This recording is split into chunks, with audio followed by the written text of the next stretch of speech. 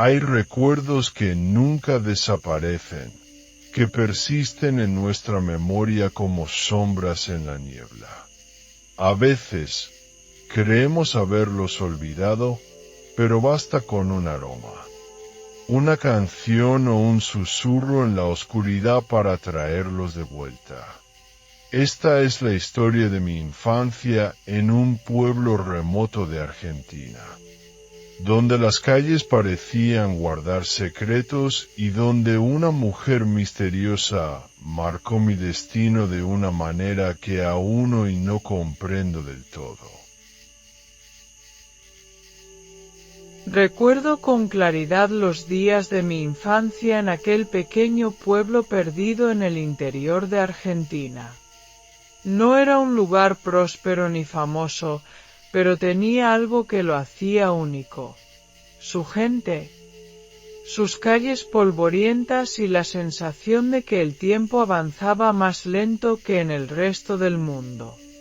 Allí, cada casa tenía una historia, cada vecino un pasado que parecía formar parte de una novela nunca escrita. Nuestra casa era humilde, dividida en dos espacios principales, una pequeña sala que servía de comedor y cocina, y una habitación que compartíamos entre mis padres, mi hermano menor y yo. A pesar de lo estrecho que era, nunca me sentí incómodo. Al contrario, había algo reconfortante en aquella cercanía. En las noches en las que nos dormíamos escuchando la respiración tranquila de nuestros padres, sintiendo el calor del otro en las frías madrugadas de invierno. Cuando mi madre quedó embarazada de mi hermana menor, tuvimos que mudarnos a una casa más grande, aunque no muy lejos de la primera.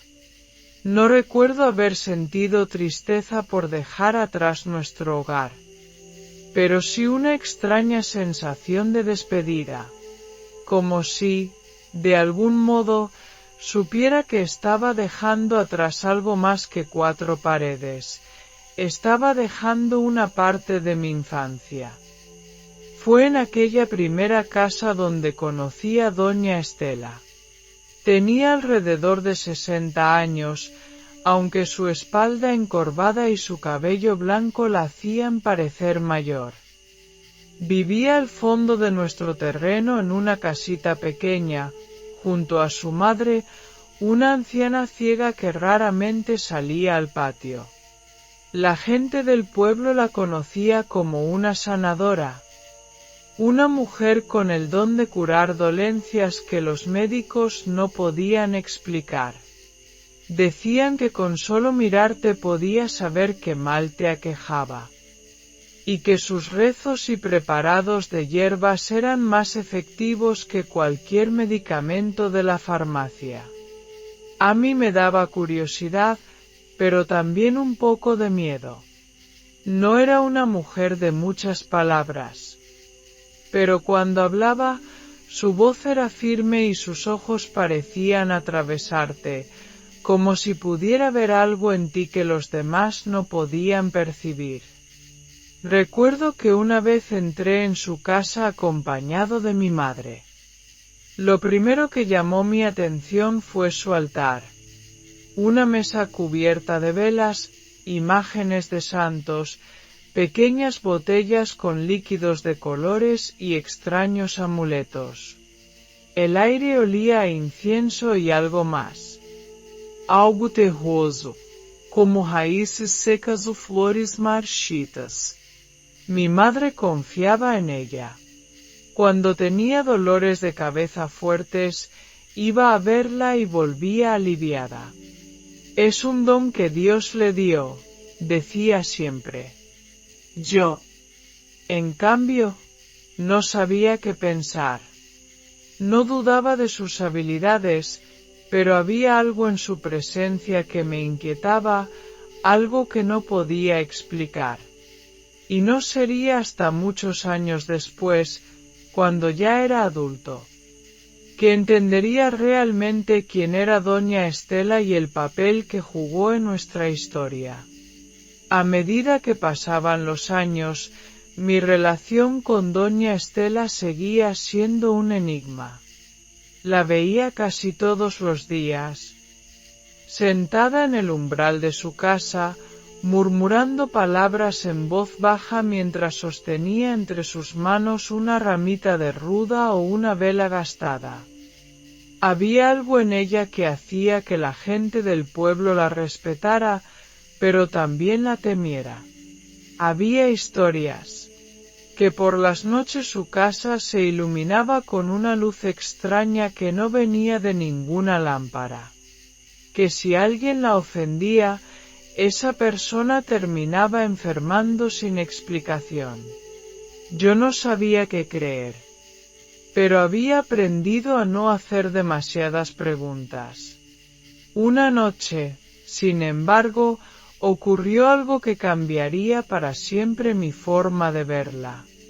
Yo tenía 9 años y acabábamos de mudarnos a la casa nueva. Era más grande, sí, pero también más fría y silenciosa. Había algo en ella que no me gustaba. Me costaba dormir. A veces, cuando despertaba en medio de la noche, me parecía escuchar ruidos en la sala, como si alguien estuviera caminando descalzo sobre el suelo de madera. Mi madre decía que era la casa asentándose, que con el tiempo dejaría de sonar. Pero una madrugada desperté de golpe. Algo me había sacado del sueño, aunque no sabía qué. El cuarto estaba en penumbras, iluminado solo por la luz pálida de la luna que entraba por la ventana. Y entonces la vi. Al principio, pensé que estaba soñando. Había una sombra al pie de la cama de mi hermano. Una figura delgada, inmóvil, como si estuviera observándolo dormir. Mi primer impulso fue llamar a mi madre, pero la voz se me quedó atrapada en la garganta. Quise moverme, pero mi cuerpo no respondía.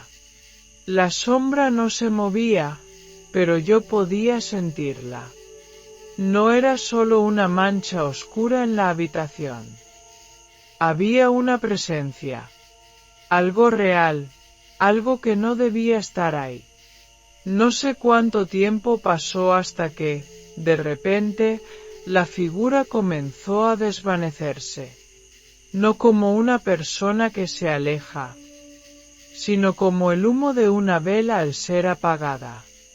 En cuestión de segundos, desapareció por completo. Esa mañana, cuando le conté a mi madre lo que había visto, esperé que me dijera que había sido solo un sueño, que todo estaba en mi cabeza. Pero en lugar de eso, su rostro se ensombreció y me miró con seriedad. No hables de eso con nadie, me dijo en voz baja. Esta casa no nos pertenecía. Quizás algo quedó atrás. Y entonces, sin darme más explicaciones, salió de la habitación. Esa fue la primera vez que comprendí que nuestro nuevo hogar guardaba secretos.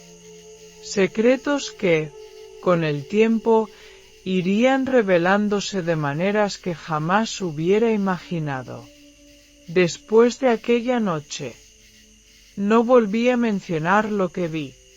No quería preocupar a mi madre ni que mi padre me mirara con esa mezcla de incredulidad y fastidio que siempre tenía cuando hablábamos de cosas sin sentido. Pero algo dentro de mí había cambiado. Comencé a prestar más atención a la casa, a cada sonido y a cada sombra que se movía en la penumbra. Pronto me di cuenta de que no era el único que sentía algo extraño.